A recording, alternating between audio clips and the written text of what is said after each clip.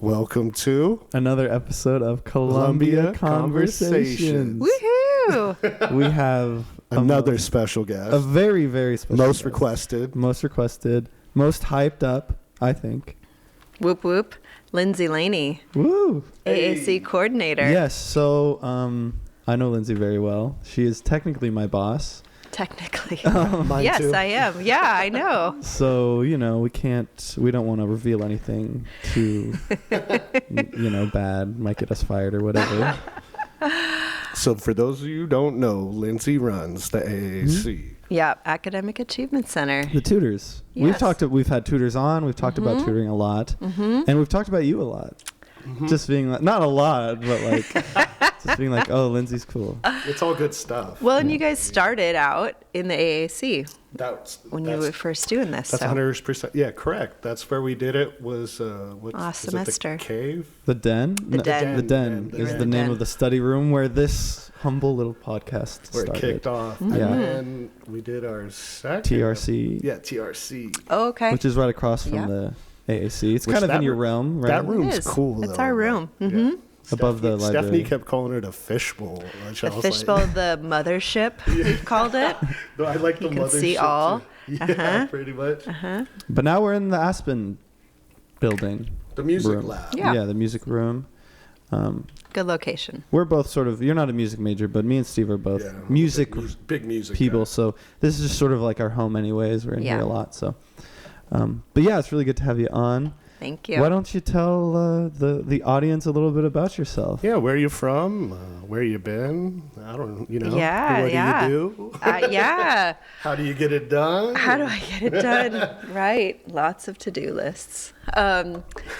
I'm from Chico, California. That's Chico. That seems to be a theme. Well, that's one of the biggest reasons why I'm going to Chico's because Oh, Lindsay, really? we often have I've been little hyping it. powwows. It's and been she pulls up the revealed. website on her computer. Yeah. And she's like, look at all these That's things so they have. dope. Okay, I get I it mean, now. I'm totally biased, but I love Chico. I mean, I grew up there.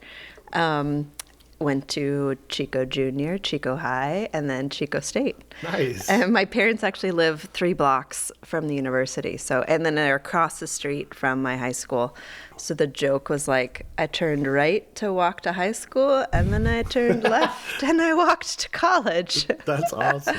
But yeah, I lived at home. So you're a hometown girl then. I am. That's I cool. am. That's I mean, super there's cool. also Butte College, which is the community college up there. But it's actually a commute out because it's outside of town.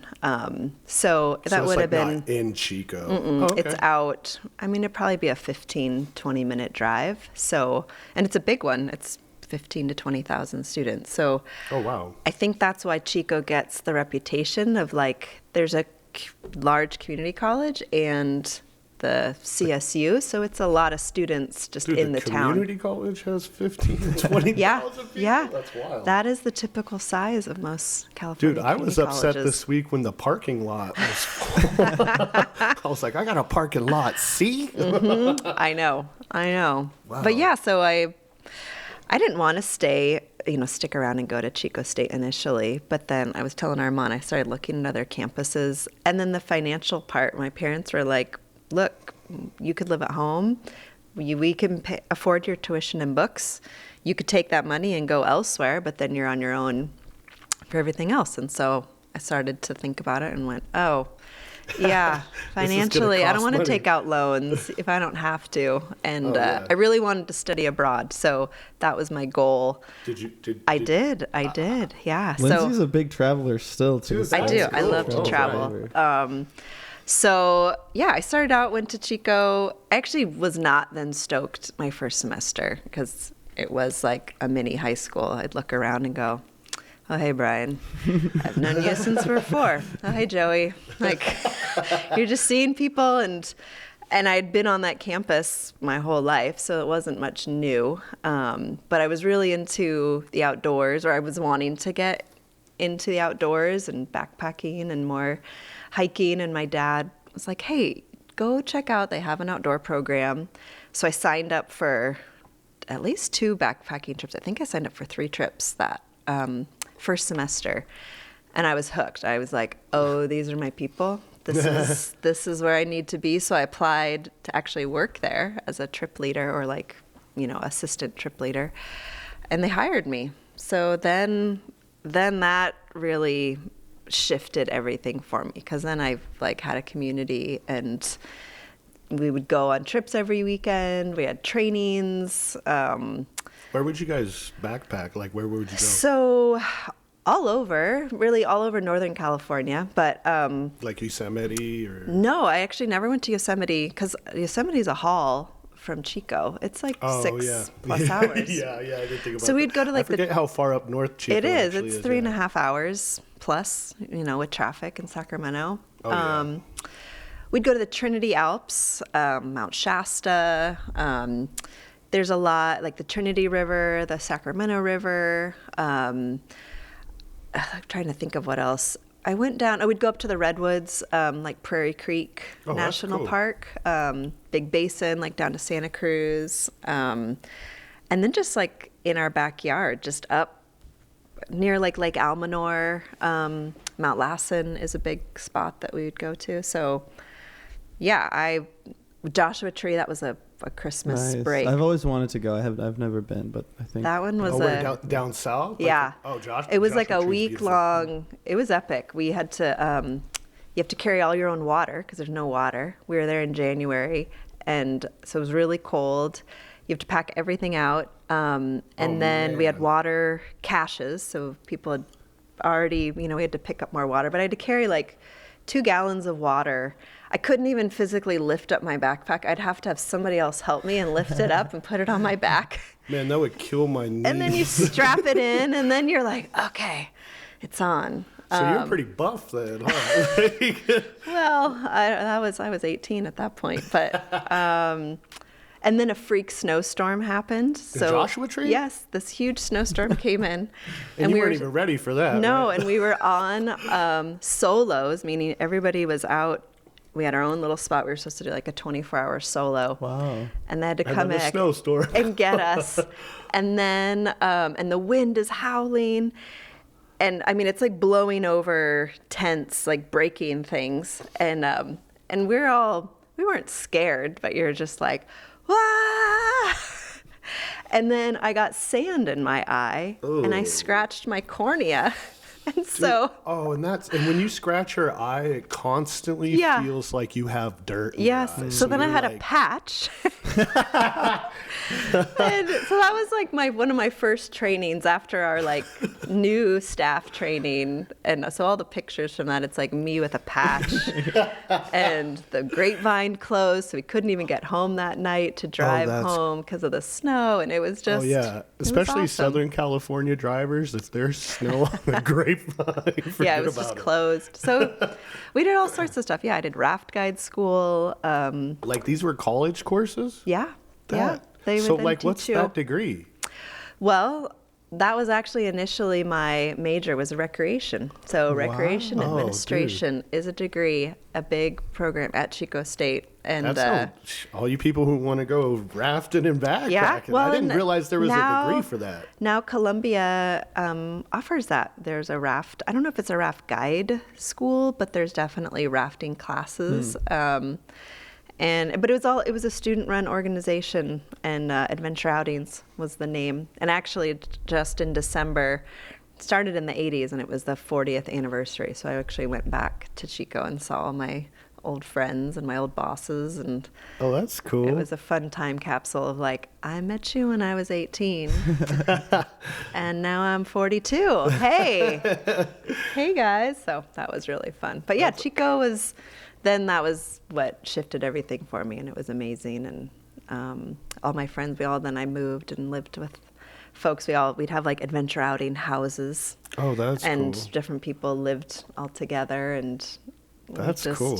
It was kind of like a co-ed fraternity or sorority. People would call us like Alpha Omega for AO, even though it wasn't AO. officially. But y'all lived together, you worked Yeah. together, you hung out, and traveled, yeah. That's awesome. Did you? So you ended up changing your major then? Yeah, so I did recreation. I loved it. They were great, fun classes. Oh, I bet. I actually wanted to do therapeutic recreation of working with people with disabilities in the outdoors. Oh. And then, because my dad, he worked for nonprofits all growing up, and he ran a nonprofit for adults with disabilities. So I was Give used back to a that. little bit, yeah. Yeah, right. I was used to it, and I really liked. It was so fun. It was like the most joyful people I'd ever been around. Like, I would help volunteer at their dances, and It's got to be just rewarding, right? You know pure what I mean? joy. Yeah, It was that's cool. so much fun. And so I was like, oh, I want to do this.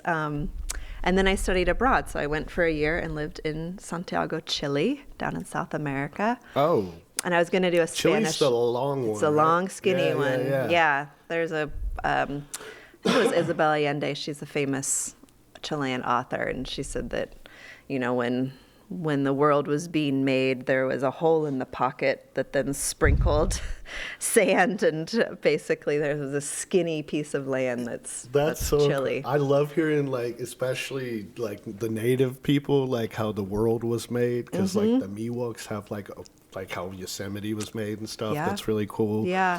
Like And- in Mexico, they have like a whole different. Yep. You know what I mean? Different folklore and Yeah. But yeah, Chile's amazing. Basically, it's like if you flipped, it's like Mexico to Alaska. That is the Distance. Yes, it's like 3,000 miles long, and That's the crazy. north is the driest place on Earth, the Atacama Desert, and then the south, it's glaciers Yeah. and Tierra del Fuego and Patagonia. That's what I was saying. Yeah, glaciers that's, and they have yeah. all kinds of like the survival shows. Do down they? there. Yeah, I haven't yeah. seen that, but Yeah. Yeah, And so I bet lived the food there. Was crazy, right? The food. actually the food's terrible. Oh man. Chileans don't have it's like congrio. It's like fish and chips, like fish and potatoes. They don't. I like it's fish, really though. mild. They don't like spice. I had to have my mom send down like tapatio. Oh my goodness. We would bring it out with us. I'd have tapatio in my backpack, and we'd add spice. So it was not spicy. Really? Oh man. Empanadas are what Chileans are known for, Right. which are kind of all over South America, Argentina, Peru, and so and those were good. But no, it's not a like culinary spot. Oh, but man. really, I mean, really great seafood because it's all coastline. So yeah, ate amazing seafood, but yeah, not in the same way that other places like Mexico or even Peru. I think has a little has better. Peruvian foods. Really good, yeah. Yeah. But yeah, I loved it. It was amazing, changed my life. And then I realized I wanted to do a Spanish major instead. So then I switched and did a Spanish major. And then after studying abroad, I was like, well, now I can't go back to like regular college. Like, Right? That was amazing. Yeah. And so then I found another program. I mean, I didn't have any money, then I was broke, but I found a Latin American studies program that was, then you went down to Mexico for 6 weeks. So it was much more affordable, just maybe a couple $1,000s at the time, and got 6 units and did an internship. And so we all took classes about Mexico, and then the teacher took us, we were a professor, and we had internships and lived in Merida in the Yucatan. Oh. And then I traveled around for another like 6 weeks into the Christmas break. So I was like, okay, I got to keep doing this how I can. So I was a Spanish and Latin American studies. That's cool. Double major. And then I had a semester of recreation. So I had a minor in it. And the other thing I realized was I didn't actually need a degree too if I wanted to work with people in the outdoors. It was like, I can do this. Right. It's not like this requires a special certification or degree. So that was kind of why I went, oh, well, Spanish feels a little more valuable and, Oh, highly definitely. regarded. Yeah. Yeah. So that was my college, That's college crazy. career. See, And I wanted to be I a had no Spanish clue. teacher. Yeah. I wanted Do you to be a so high you school have a Spanish teacher. degree in that? Like Yeah. that's what you have? Oh, I didn't even know I that. took classes all in Spanish. Wow. And So you know Spanish, right? I do speak I've Spanish. never I heard don't you speak practice Spanish it though. around. Well, This is my first I've ever heard of this. I'm not a native speaker, so Okay. there's a little bit of that of Yeah. like, I understand most though if I hear it. Yeah. I understand what's happening and then can speak, but it's if I'm not using it all the time, it's just Right. hard to Yeah, produce it. But yeah, it's in there where I can understand most things. So did you like go right into education after that, or like what happens sort of after that? So yeah, I thought I wanted to be a high school Spanish teacher because I had a amazing high school Spanish teacher who I'm still actually in touch with, Doña Cindy, and I started to look into like the single subject teaching credential programs, and when I graduated in December from college, so I took an extra semester, and I went first and I worked at a ski resort. I was like, Nice. I'm gonna go learn to ski and work in Tahoe. That's So awesome. I did that, and then I had a trip planned to Bali, which is Indonesia. Oh, I didn't even know where it was. Just some friends were going, and I said, same here. "Let's go." It's it's in between.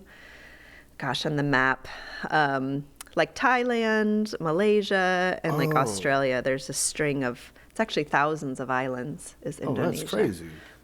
So I had that trip planned. What'd you guys do out there? That was just Recreation? travel. Yeah, That's just being cool. at the beach, snorkeling. They have really good food. Okay, there we go. Indonesia is very good food. Was and it like then, the blue water with white sand? Oh yeah, Yeah. Well, actually, it's dark sand because it's volcanic, so it's like Oh, black. okay. And there's like jungles everywhere too, or no? Bali.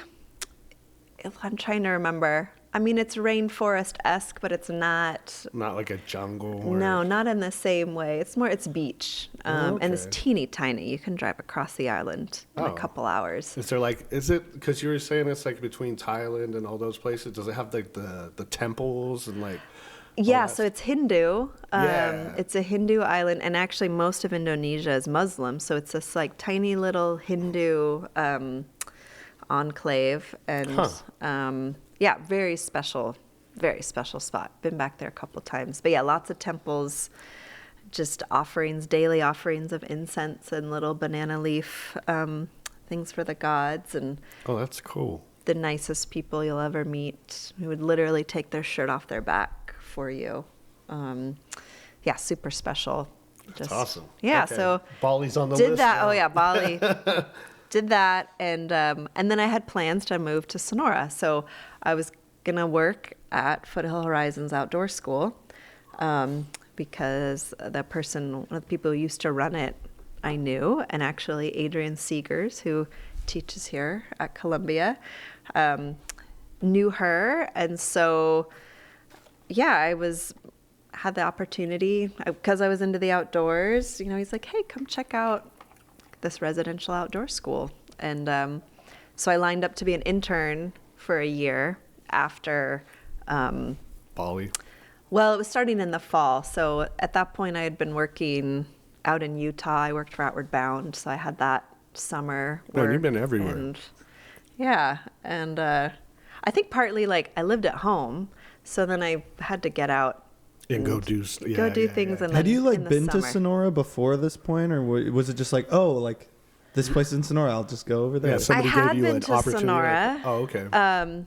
Ironically, I have an older half sister, and my dad's ex-wife, who was married a long, long time ago, maybe still lives here. I don't even know. But so I went to my sister's high school graduation in like '92 or something, and I'd been through here. So yeah, so the Sonora was this place that I knew about, and it was a funny like, you're going to Sonora, okay. But yeah, there was a job opportunity, or was Yeah. it just a cool opportunity to be an intern At an outdoor school. at an yeah. outdoor school, check it out, see, and then maybe start a credential program or something after. I wasn't quite sure at that point, but I was thinking about it. And So what year was this around? this was 20 years ago. Oh, wow. I know, 2005. That's crazy. Is when I came to Sonora, and so there's Foothill Horizons is a pretty special spot. There's so it's residential outdoor school for 5th and 6th graders from Stanislaus County. So it's like Modesto. Is it still around? Yeah, it's Oh, still okay. it's up Lions Bald Mountain Road, up by Diestel. It's it's owned by Stanislaus County. And there's permanent naturalists, as they're called, folks who are, credentialed teachers or folks that have been there for a long time, who are the teachers, and then they also help train. And then there's an internship program. So they always have 5 to 6 interns each year. So it's typically folks out of college, people who've done teaching or something in the outdoors. But then it's a little kind of mini credential program in that you get observed. You know, you're mentored with teaching. I met my husband not at Foothill, but he was doing the same thing in Southern California. And he ran some outdoor sites for Orange County kids, so up in like San Bernardino County above Redlands. He ran some sites. So you guys are both outdoors people, huh? Yeah, and he was talking to my boss at the time, and his shirt was kind of ripped. And I was like, who's that guy? Why is he wearing a shirt that's ripped? But he's kind of cute. Like, who is he? And that was at Strawberry Music Festival. So note to self, I'm going to get a ripped shirt. It was just something of note. You know, you just went, Dang. why is this shirt ripped? Yeah. So yeah, there's a Strawberry Music Festival, which I had been going to for a long time. Oh, that's a fun festival too. It is, and it used to be here in Yosemite, or just outside of Yosemite, at Camp Mather. Do they still do it? It's now in Grass Valley. Okay. They moved it after the Rim Fire. Right. But yeah, so we met that right basically after I started at Foothill. it was like 2 weeks into my job, and met him and was like, huh. So that whole year, then I didn't even have a car. He would drive up. We'd meet up. We went to Bali, actually, again at Christmas break with some other friends. That's cool. And then he quit his job and sold his house. He had a house. And he lucked out and got a science teacher position at Sonora High School, which at that point didn't come up very often, but there was like an earth science teacher position, and he took it. And then I went to Yosemite and did outdoor ed while he was in Sonora that next year. And then I was kind of like, I really like this, but this isn't my forever. This isn't what I really want to do. This isn't my career. Like, this is fun, seasonal, for the year work. I mean, you make amazing friends and connections and get to be outside every day and hiking and working with kids. And I mean, Yosemite was then amazing. We got to hike on top of a waterfall each week. And oh, man. It was gorgeous. But again, it was like, well, okay, what do I really want to do? So then I decided I wanted to do my master's in English and actually teach adults ESL. So that, so it was like similar to Spanish. Like, well, and a family friend, I was home in Chico. I think my dad was having a yard sale or something, and a friend who taught English at Butte College was there. I think I used to babysit his kids, and he said, we were talking about, what I was doing and where I was and what I was thinking, and he said, Lindsay, you don't want to be a high school teacher. Get your master's, teach at the community college. That is the place to be. And nobody had ever said that to me, and I was like, okay, sold.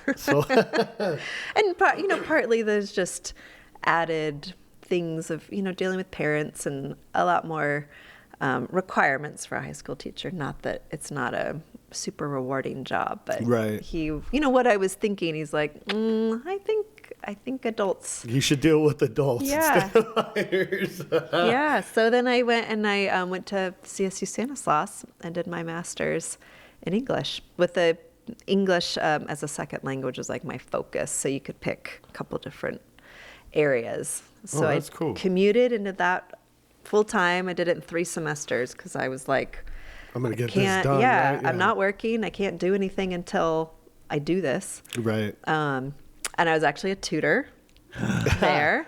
I became a tutor at their writing center. I know. So I got introduced to tutoring. It was awesome. I loved it. I had weekly meetings with the same students. And when I graduated, then I also got married and then got a job at Merced College. So they were looking for ESL teachers. They have a English Language Institute there. So it's students from other countries who are coming here for college. But you have to pass the TOEFL, which is a really hard English language test. So I helped teach students how to pass that test. Oh, There was a okay. group of us. All right. So that was my first like teaching job. And I taught a couple kind of ESL classes at Merced, and I would commute. It was like 3 days a week. And Yeah. I really liked Merced College. It's a super diverse campus. Huh. I really liked working there. And then soon after, I contacted the folks here and said, hey, I'm here. I have a master's. Do you Yeah. want me? And so I started teaching English here also part-time. So I would Oh. teach like 2 days a week here, 3 days a week at Merced. Oh, that's cool. It was cool. Switch it up a little bit. during Yeah, the so week. that's when I taught like English 1A. That we used to have a pretty intense 5-unit class that I would teach here as well. 5 units. Uh-huh. It That was does sound English intense. 151. Yeah, they got rid of it. Is that like if you haven't been in, like if you need like a lot of help with the English, like doing, because I want to, Yeah. I think when I first came to Columbia, I took that because it had Oh, you might have, yeah. because it was what was it, Professor Rivera taught it. Yeah. Yep, Rick Rivera. Yeah, I loved Rick, man. Rick was Yeah. cool. Yeah, he was. I adore he was him. tough, but like, Yes. he like I feel like because he was so strict. Yep. He made me a better student. Mm-hmm. So I remember. I think that was my first college English class was with that. Yeah. Yeah. So yeah, I taught and was doing it, and then really my first semester, the person who was running the AAC, Craig Johnston, Oh, actually yeah. used to run the Yep. AAC. He was helping me, mentor me, and I remember thinking, oh, that's my dream job, running the AAC. Wow, that would be awesome.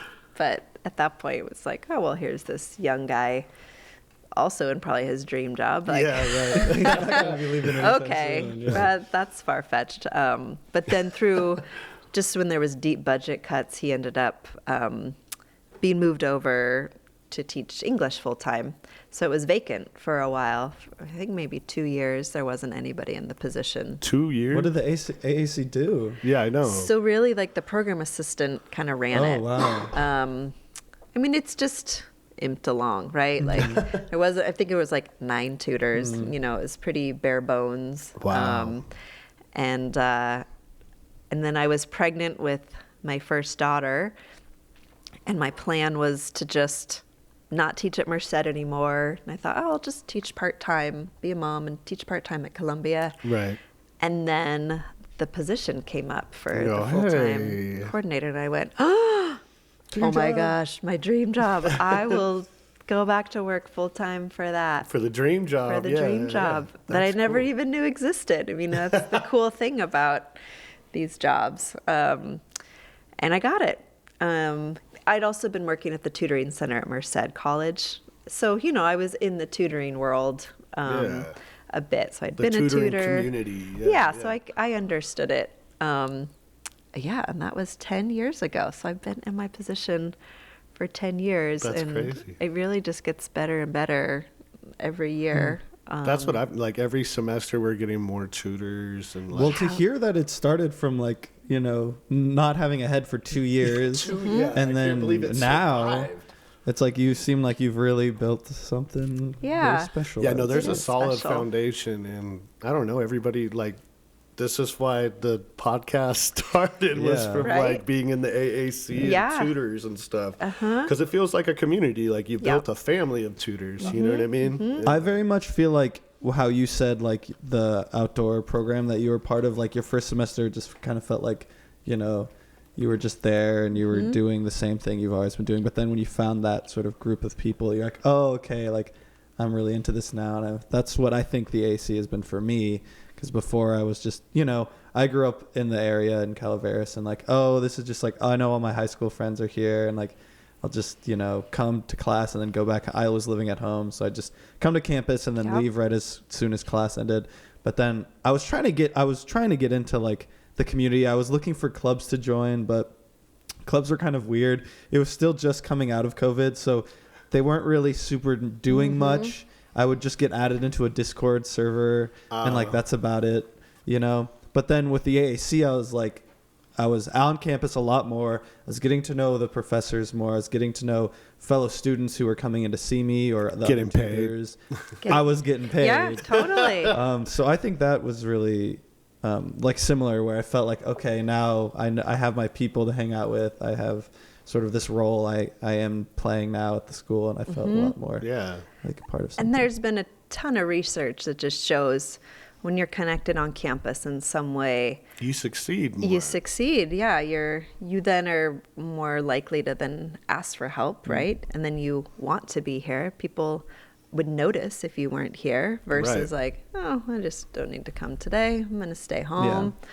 And that's the same across the board. Well, and I think it's really cool too. Like once you're like a tutor, like you know all the other tutors on campus. You're like, oh, hey, how's that going? Or it's like, you know, I had problems with stats, but I knew all the stats tutors. Totally. So it was just, it was I always nice. say, you know all what the I mean? tutors are getting tutored. I mean, they're all working together, you know, destigmatizing, asking for help. Yeah. I mean, I didn't even know, you know, I did fine in college, but I remember there was a writing center at Chico State, and I was like, what's that? What's that for? I remember even a professor talking about it, of like some students needed to go there, and I was kind of like, okay.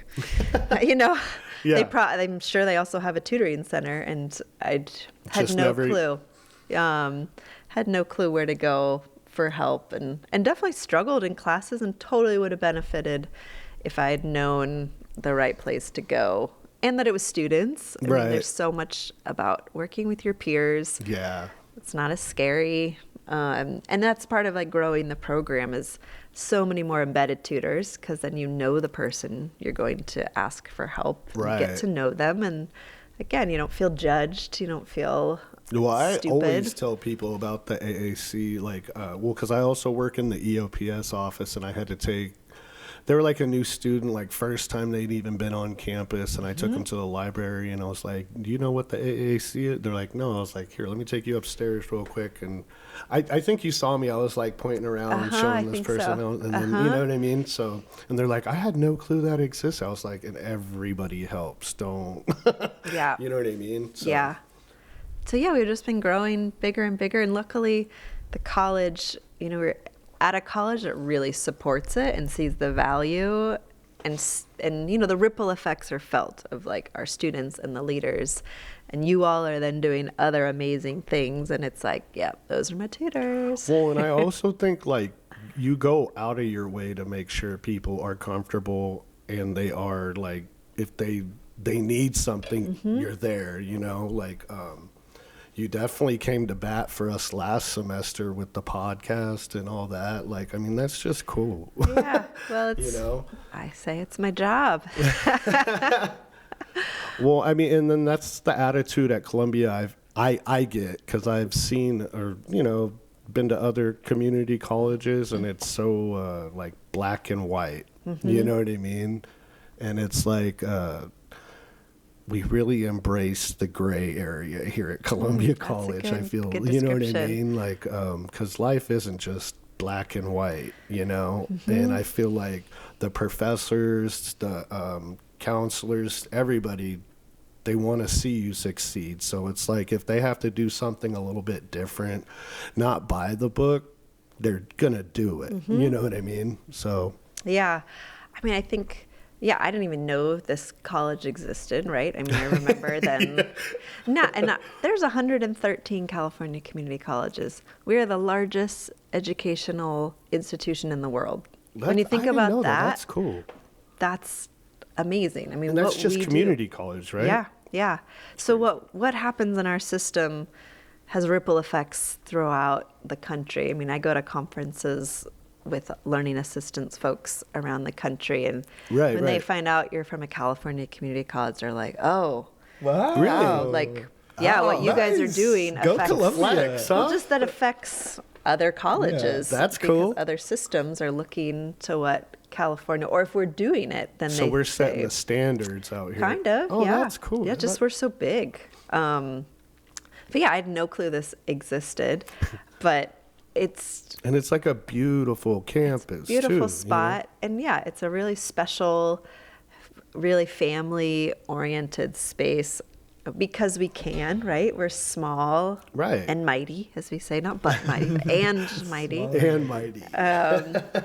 But that is the culture that has been created of like, we know everyone, Yeah. you know, or we strive to, you know, Yeah. all different positions. It's that really like, a community. Like, yeah. So I think that then gets felt, and it is the like, hey, how's Steve doing? Yeah. I haven't seen Steve in a while. Like other people know, are keeping track of students, or you know what? I'm going to introduce you to this student because They know this would be a really good fit.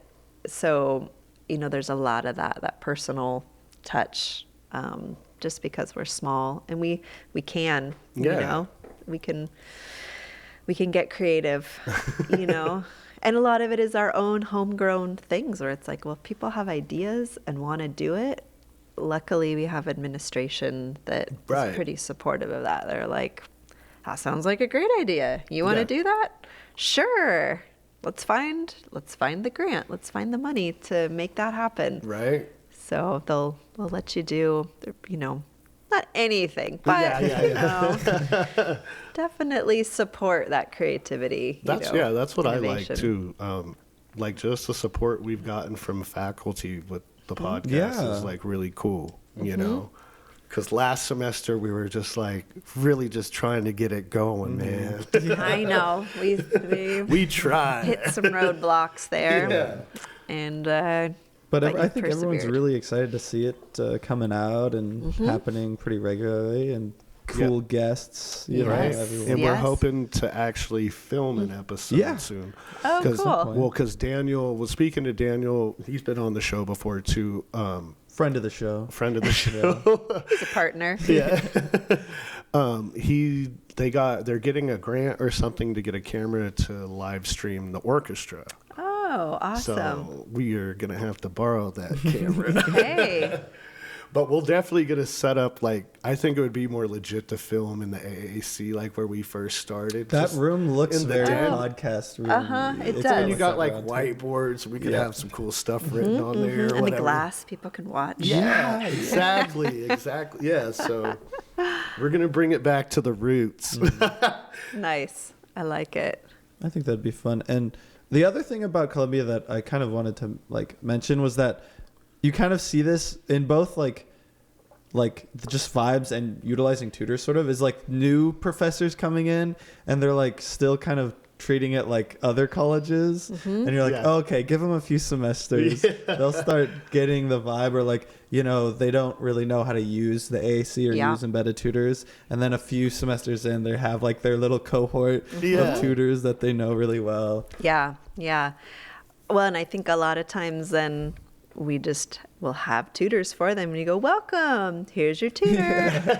This is how we do things. We do things our own way here. Yeah. Which, I mean, the tutoring is a growing field. I mean, definitely very supported around the state. So I think people are familiar, but it's, you know, it looks a little different at different campuses. Well, and then also like the way you run the tutoring program, like we're always having like the meetings and learning different ways and different stuff like that, and just doing those has helped me be a better student. Yes. You know what I mean? So it's like just all the like the Lunch and learn. Yes, those. Yes. Yeah, I And was we looking for. I was like, what do we call those? We recently Yeah. went to MJC, which I thought was really cool. know. I've been a tutor for a long time, and I've never really interacted with other tutors from other programs. So Yeah, I thought that was really cool. wanted to go to that, and I can't remember. I think because I had surgery on my knee, and then I had a doctor appointment that day because I was signed up to go. I think you were, yeah. I was and then I was like, oh, it's on my doctor appointment. So I really wanted to go to the MJC one because I thought that would have been cool too. Be like, oh, other tutors, huh? Like, Yeah.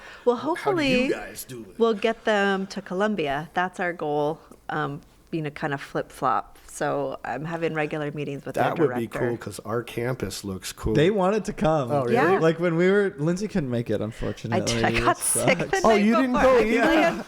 planned the whole training. Was so For excited. months, like, Yeah. I was like, oh, like I have this idea. Expo. And then, It's I the got day sick. before we had a training, and she was like, "I might be getting sick." Like, I Well, hope yeah, I was I'll at be that fine tomorrow." training. And then Yeah, the I next was day- there. And then Yeah, Mom I was had a like, fever "Yeah, all this is night, and I was up all night going, oh no, oh no, Oh, oh no, man. I can't go. How is this gonna work? But Whitney carried it for us. Oh, and that's awesome. Ron, their director.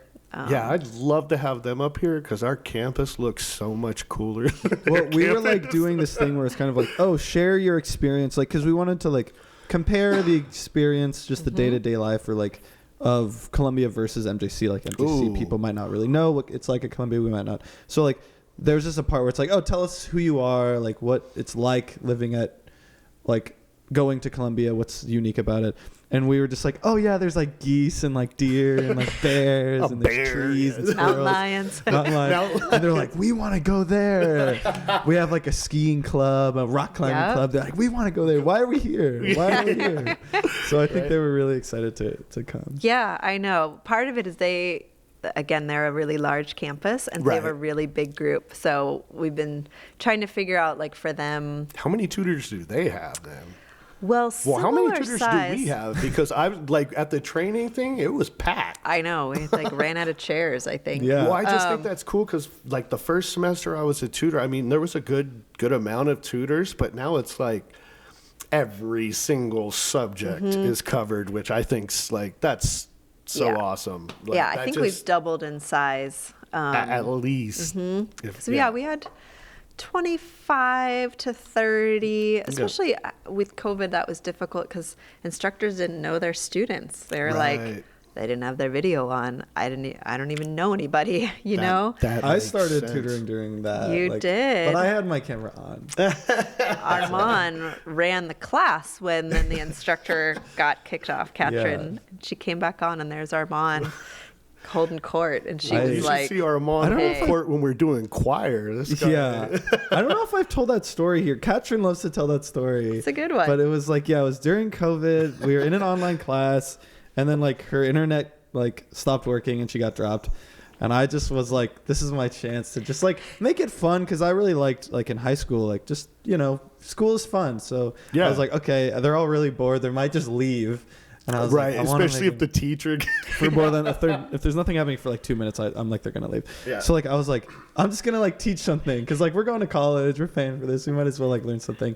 But I didn't really know. So like I just started teaching them how to fill up their gas tank, because I was just like, okay, I don't really know anything about statistics. It was like a statistics class. Oh god. And I was like, okay, you pull up, and then what do you do? Like, okay, and I started like writing. All right, you like open up your gas cap, and then I'm like, oh, did we skip a step here? Like, like let's think about this.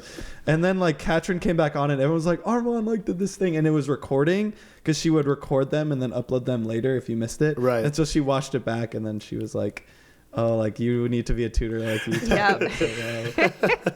And so, and the other thing that I really liked about that was like Katrin like walked me into Lindsay's office and sat me down and was like, you need to, here's like, This kid needs to be yeah, a she tutor. made sure that connection happened. And I feel like that happens a lot. And I've learned to start doing that, is like, even if I'm telling someone, oh, the AAC's this way, I'm like, no, I'm going to walk you into the AAC and like make sure you see it and know how cool it is. yeah, and I always tell instructors, like, please recommend folks, because most students don't see themselves, and then they're honored, and a lot of them are floored. Yeah. I mean, sometimes students cry, like, when they are recommended. They go, really? Like, you think I should be a tutor? And maybe they It boosts can't. confidence, that's for but sure. just to hear that your instructor saw you in that light, and you just feel seen. So I always tell folks, like, recommend as many people as possible. It's okay if they don't end up applying, but just to feel seen and to be recognized, and all that hard work and qualities, it goes a long way. That's a huge confidence boost, especially if your professor's like, hey, you thought about being a tutor? Well, You're yeah, like, I've "What?" failed Katrin's class like twice. And she was still like, yeah, I would love for you to tutor my class. And I'm like, okay, like that's really, really nice. Well, and I think that's part of the what would you say? Just the stigma of tutoring, where it's like, no, these are not all straight A students. Like, Right. most of these students have really struggled. Like, you can see there's a little blip there. Yeah. And that is actually what makes better tutors, because you can really empathize with students. Like, oh yeah, my first semester was really rough. Statistics.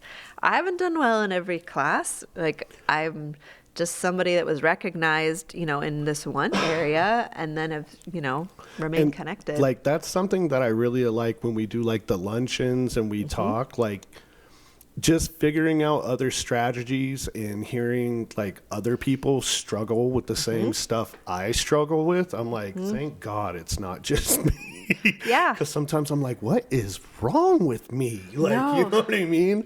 And then somebody else is like, man, I tend to do this. And I'm like, oh, I'm not the only one here. How do you deal with it? And then it, like I said, it just helps me be a better student, because I can catch when I'm like, okay, you need to get up and walk around or do something. Like, you're starting to like not focus, Steven. You know what I mean? Yeah. And so many A students go to tutoring. It's like that check-in. Am I on the right track? That's how. What does the professor expect? I mean, I remember that as a student, the first time you're doing an assignment, like, how are they going to grade? And that's another What do they thing about want when from there's me? the embedded tutor, you're like, hey, like, what are they asking for here? And they're like, yeah, don't do it like that. They're like, Yeah. that's not, So, I mean, it helps Yeah. a lot. Yeah. So yeah, it's a special group, and we've gotten larger, and a lot of instructors, I always say, help me help you. Like, this is win-win. Right, But I yeah. get sometimes it's effortful for them to then figure out how to utilize a tutor in the best way. So sometimes it's just hard for the way that their class is designed, but Right. it's this backdoor approach to have really active classes, And especially participate and get to know your students. yeah, when you have a tutor, then folks are doing a lot more project-based or activity-based things. It's not just lecturing. So I have a question. Cram night. That's a big night for us tutors and professors.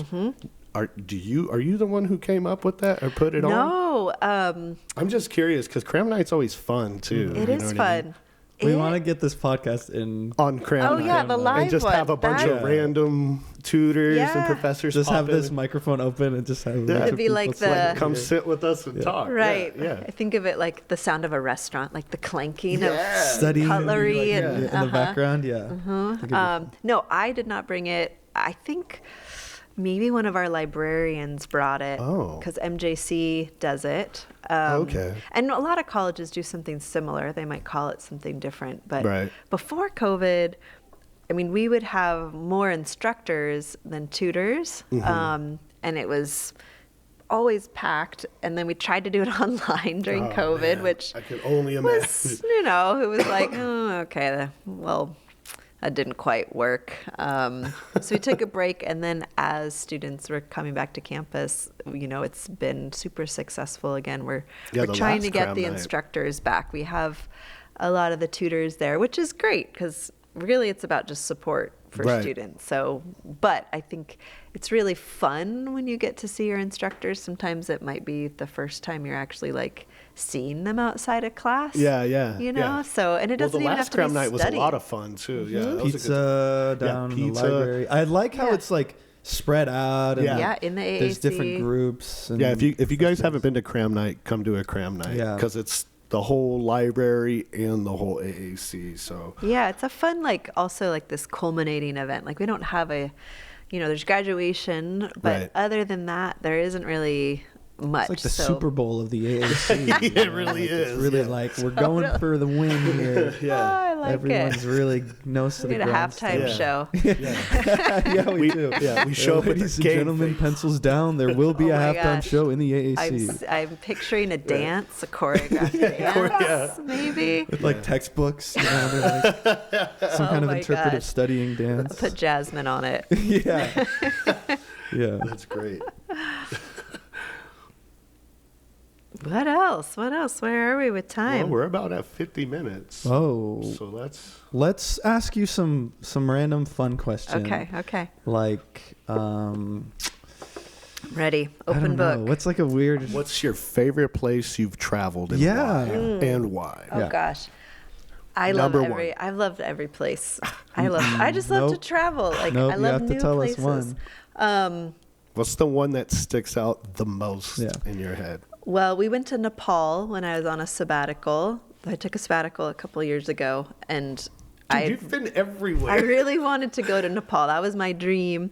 There's a sweet family that I worked with in Yosemite that Dude, you made a lot of connections. yeah, I'd keep them. Like keep in touch with folks. And they were going on a sabbatical. He was a teacher, and they were going to Nepal.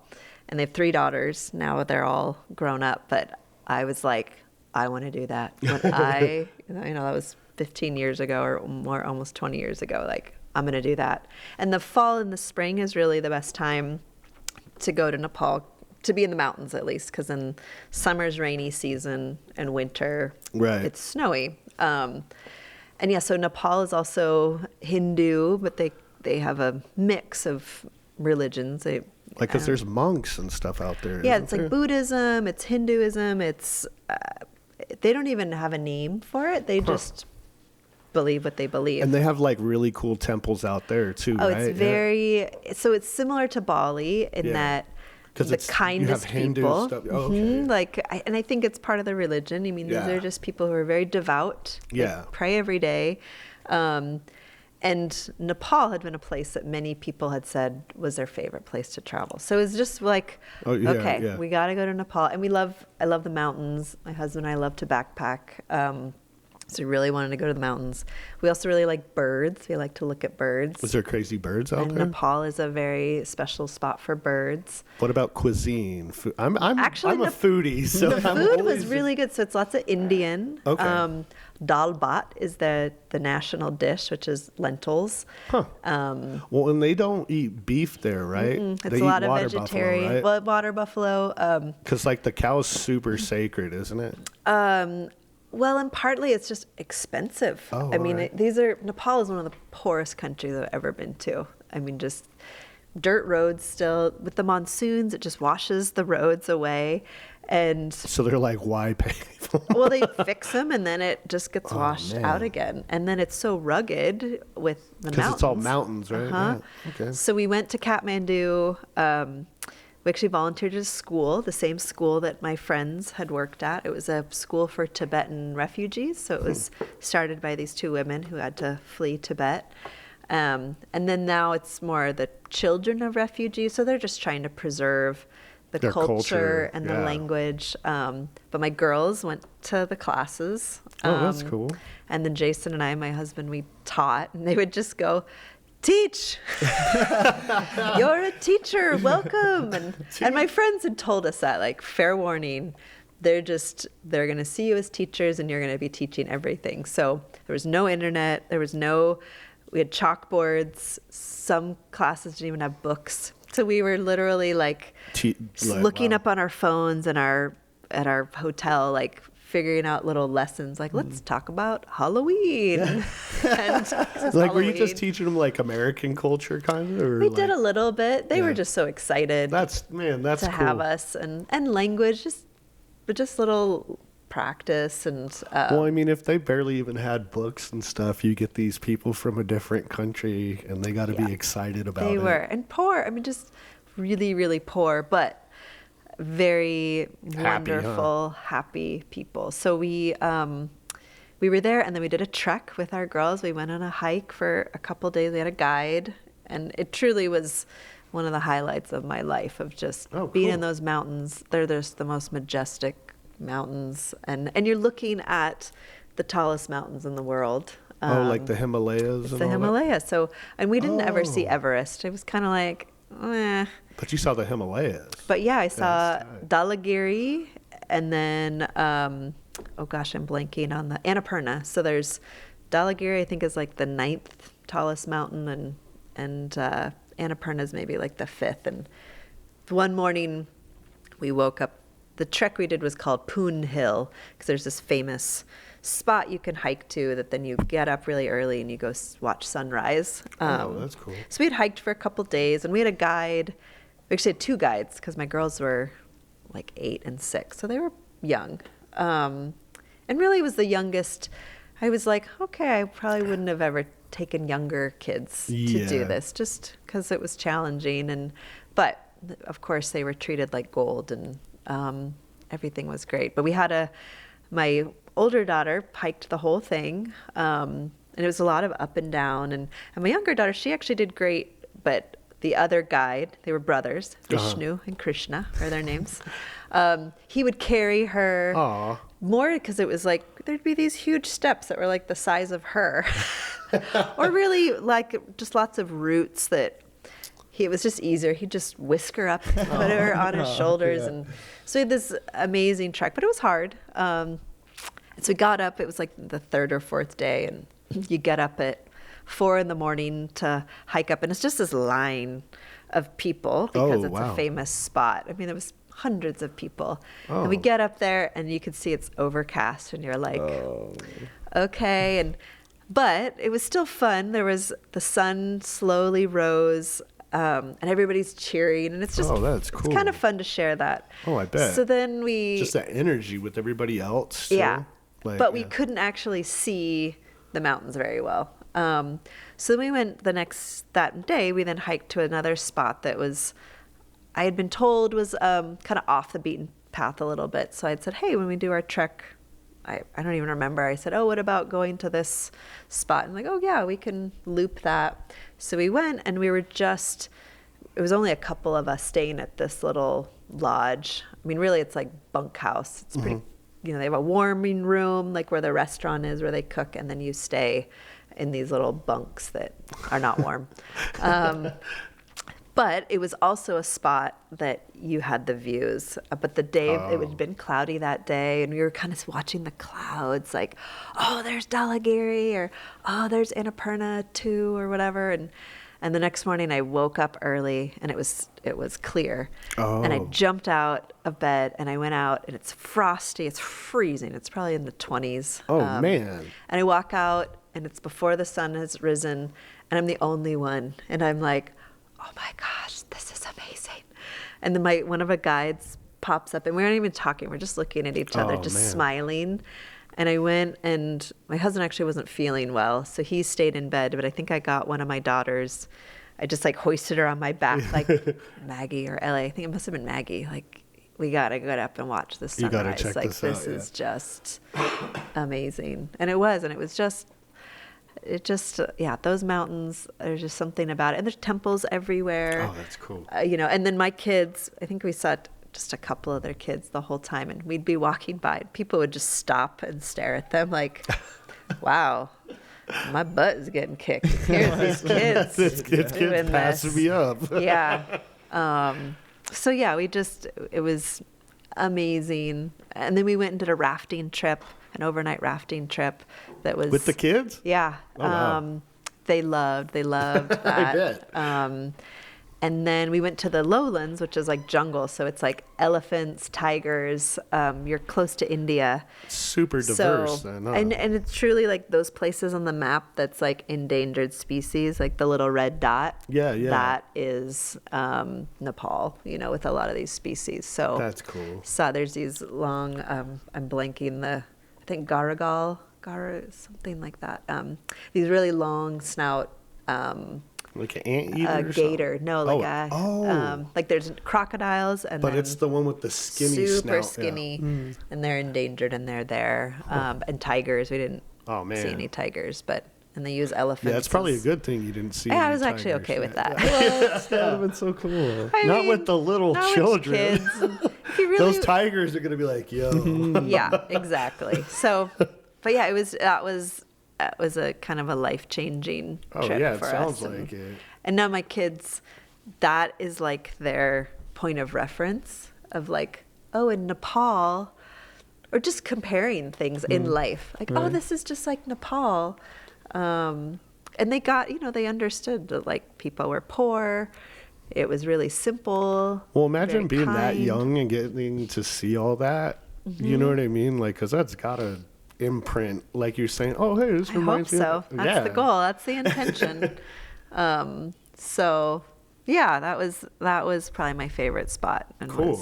I would love to go back. I'd go back anywhere, but my husband and I especially, we'd love to do a bigger trek. We just did kind of a small one with the kids, but you can go for weeks. Well, hey, they're a lot older now, so I know they can trek a little further. But it'd be also nice to maybe go for us. Oh, do yeah. something that Like an we could anniversary challenge type thing or ourselves. something like that? Go bigger. Yeah. Go As bigger. adults. You outdoors people always want to just go a little bit Go big or go home.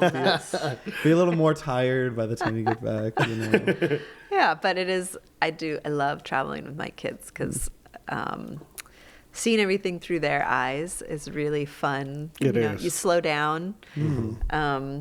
And then my girls, I think kids in general in most countries, like kids are the gift. Like they're really special. And so people would give them lots of attention and That's cool. just treat them.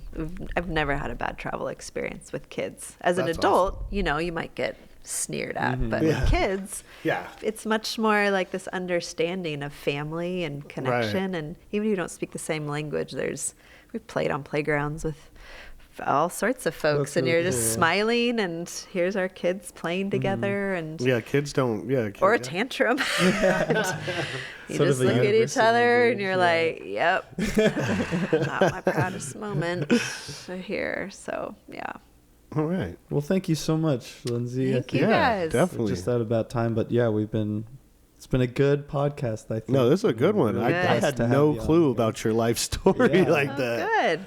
I mean, Hey, you've yeah, been get out everywhere, there and done all- travel. yeah. That's probably my biggest. Do it now. Do it now. Well, you can. Well, it's book that trip. uncomplicated. Yeah. One of the things that I think is really great for people to hear, like people's stories, especially with education, is like a lot of the times it feels so like serious and like this is what I'm going to be doing, and like if I Right. don't do this, then it's like I'm gonna Screwed. not get my goal. Yeah. I'm gonna be a failure. But a lot of the times, people's journeys are just like finding your way, and like Yep. you're doing this for right now, but then you change, and Uh-huh. you have a degree, but that might not be where you are. Like Yeah, like just hearing how you switched majors and then you switched to this, then you know, like because some a lot of people don't even have majors yet, so Right, and you don't even know your dream job, what it could be. Yeah. Right. I and it some might people change do. too. Yeah. Some people, I have a friend I remember in high school. She wanted to be a physical therapist. She did an internship.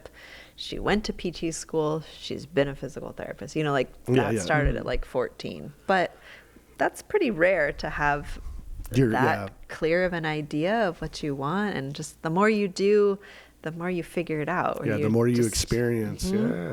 So yeah, if you don't know, just keep trying things and just doing more, and then you never know what you could fall into, or you start a business, or Right. I think there's just we're the only ones holding ourselves back, our own expectations. Yeah, it's like definitely. you can do whatever you want, really. Yeah. But figure out what that is, and then do it. Yeah, and you got to experience to know. You know what I mean? So yeah, do it. Yeah, that's Come what to the we're leaving y'all AAC. with today. Yes. Just do it. Do Just it. do it. Do it. Go book big the or go trip. home. Yeah. Go big, go home. You won't regret it. You'll never regret going. Yeah. Any events coming up? Yeah, we kind of can take some time about. Oh gosh.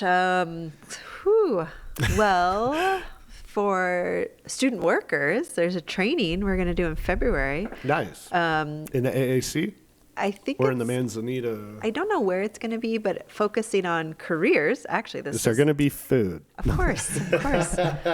But it's actually a great one of how to, connect with careers and kind of Okay. sell yourself with your leadership Ooh. positions. And talking with Mackenzie at the Career Center of, Yeah, that sounds like a good one. like how do you connect these experiences to future To employers? make a career out of. And like Okay. how do you sell yourself then on a resume? Because sometimes I think people forget.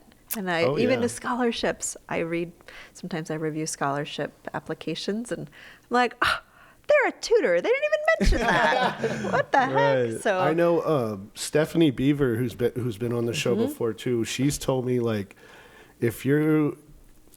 when you're done writing your resume, if you don't feel like a rock star, you didn't write your resume, right? like if that. you don't have Yeah. like an inflated ego after you write your resume, you need to go back and and rewrite that's hard. it. I get it. It's really Yeah. hard. But so anyways, that's that Cool. one's That coming up sounds in like a fun one. February. Yeah. But as far as other events, What about your husband? Your husband's in a band. Any shows? he is. No, we're just all busy, so there isn't any no shows on the calendar. Okay, But I had to ask. I know, but they have the Armory. They'll sometimes play at. Okay, That yeah. seems to be, if they can, they get booked there. So look for the Jimbly Leg Band. That there you is go. it's bluegrass. Okay. Super fun band with other fun Columbia College folks, Katrin Weston, Adrian Seegers, and Oh, cool. some other folks work for the Forest Service. So yeah, it's a good band. That's a good group. Yeah.